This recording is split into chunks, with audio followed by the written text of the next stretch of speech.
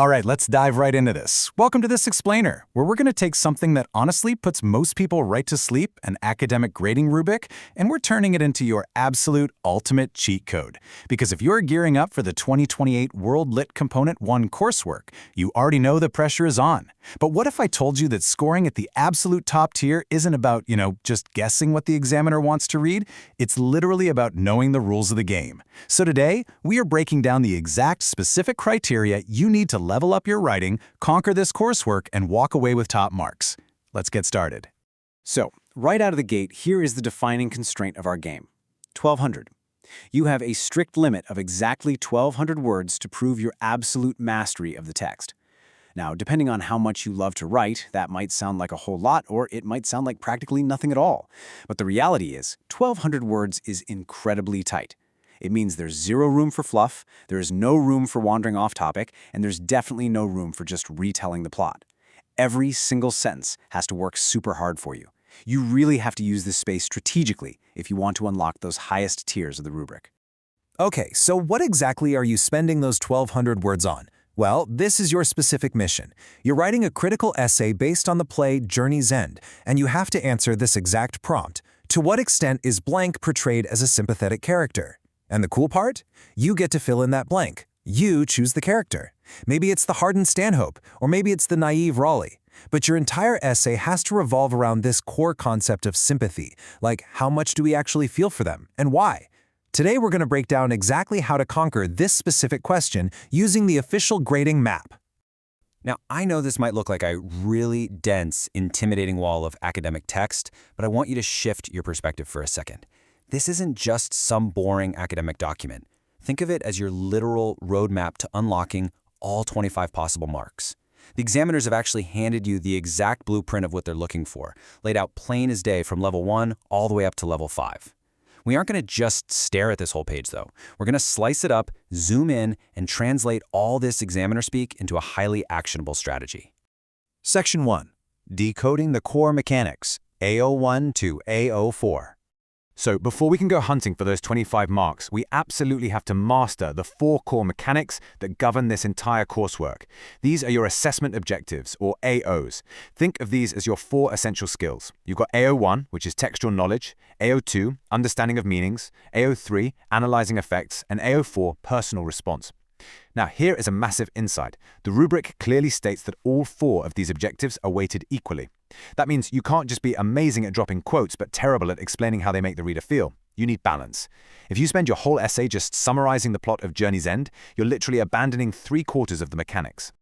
Let's look a little closer at the first one. AO1 is entirely about proving you actually know the text. It's your evidence base. But, as the rubric shows us, how you use that evidence matters immensely. You can't just claim, oh, we feel bad for Osborne, and leave it at that. You have to build an undeniable case using specific, well-selected quotes. You are essentially a lawyer, right? You're building a case for your chosen character, and AO1 is your undeniable proof pulled directly from the text itself. And that brilliantly illustrates the other side of the coin, AO3. While AO1 is your evidence, AO3 requires you to take a step back and analyze exactly how the writer constructs those feelings of sympathy. This is where you look at the raw mechanics of the writing itself, like what specific words did the author choose? Did Sheriff use harsh stage directions, or maybe really hesitant dialogue to force the audience to feel sympathy? You aren't just saying, we feel bad for this character, you're exposing the author's precise techniques that actually force us to feel bad for them. Moving right along to Section 2, the grind. Escaping the lower levels. All right, now that we understand the 4 main skills, let's look at the baseline. We need to see what kind of writing keeps essays stuck, grinding away in those dreaded lower tiers. Because if we know what the common pitfalls look like, we can make absolutely sure we avoid them in our own 1,200 words. Let's look at level 1, which caps out at just 5 marks, and level 2, which caps at 10. The key words the examiners use here are a huge flashing warning sign. We see the words little and some repeated over and over again. A little knowledge, some understanding, a limited attempt. If your essay falls into these tiers, it just means you're showing highly restricted knowledge and making a really basic surface-level attempt to respond to the prompt. You're probably just stating the obvious without digging any deeper. Notice how your ability to use evidence has to evolve to escape this grind. Using our AO1 skill as an example, you start at step 1 with little knowledge, like maybe you mention a character's name but provide literally 0 quotes. To bump up to level 2, you provide some supporting reference, maybe a quote here or there, but probably not the best ones. To finally break through into level 3, your references have to become consistently relevant. You are actively, consciously choosing quotes that directly prove the character is sympathetic. And that brings us to level 3, which nets you between 11 and 15 marks. The examiners call this tier relevant and supported. Now this is a solid passing tier. If you land here, your essay shows an overall understanding of the play and the character. You answer the prompt, you provided decent evidence, it's good. But I know you're not here for just good. If you want the absolute best grade possible, we cannot stop here at level 3. We have to push a lot harder. Which brings us to section 3, the boss tier, unlocking top marks. Now for the really fun part. Let's look at how you actually transition your essay from a standard, perfectly fine level 3 submission to a standout boss tier analysis that commands the absolute highest marks available. This is where we separate the good essays from the truly great ones. Putting the rubric descriptors side by side reveals the ultimate secret. Look at level 3 on the left. The goal is to be relevant and supported. Now look over at level 5 on the right, which holds the maximum 21 to 25 marks. The demand shifts dramatically to critical and perceptive. See, relevance is just answering the question. But being critical and perceptive, that means you're thinking outside the box. You're seeing connections that other students might completely miss. You are exploring the deep nuances of why the character is sympathetic, maybe even acknowledging the moments where they aren't, to create a deeply perceptive, well-rounded argument. We can actually see this exact evolution in skill AO2, your understanding of meanings.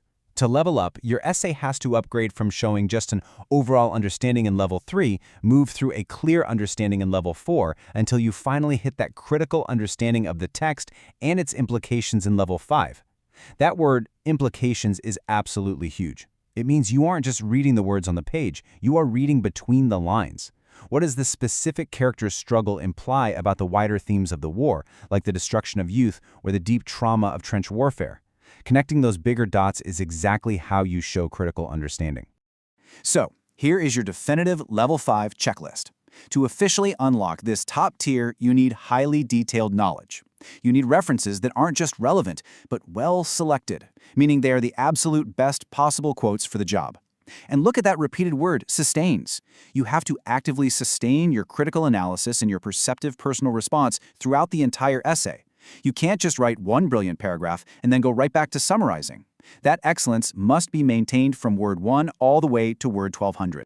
Hitting all 4 of those criteria consistently, balancing your detailed knowledge, your critical understanding of the implications, your deep analysis of the writer's effects, and sustaining your own perceptive voice, that is exactly how you claim the ultimate prize. That is how you secure a perfect, flawlessly executed 25 marks. And finally, Section 4, your journey's end.